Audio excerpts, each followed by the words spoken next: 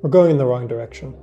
There are millions of objects produced every day. Most of them, even though they're in perfect working order or very close to it, sadly, end up here.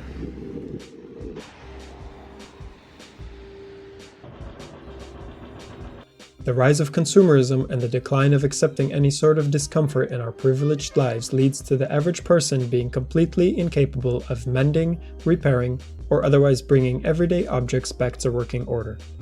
It's simply easier to buy a new one. Now, we weren't always this way. Take a look at the early to middle 1900s, where you would actually get a repair manual, a parts list, and encouragement from the manufacturer to repair your device. Today, you get a chart of how to dispose of it when it breaks. Planned obsolescence. Progress, they call it.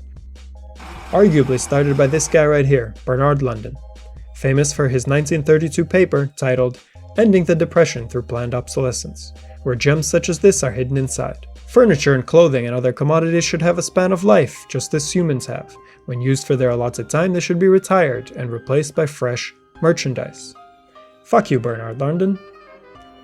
Unfortunately, our society has taken his advice to heart and gone exactly down that path. Companies actively create devices which will break after a period of use so they can dazzle you with the new features of the next version the following year.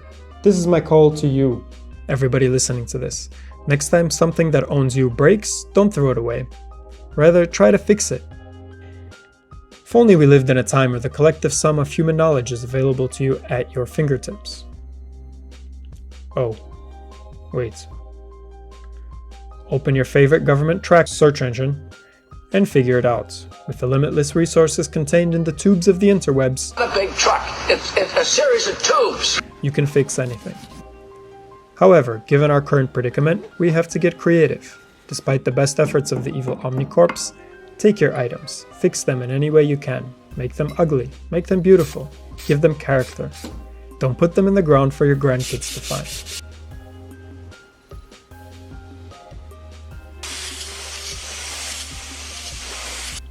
Together, we can fight against the corporations who are proliferating the throwaway culture in which we live. Don't be a mindless consumer.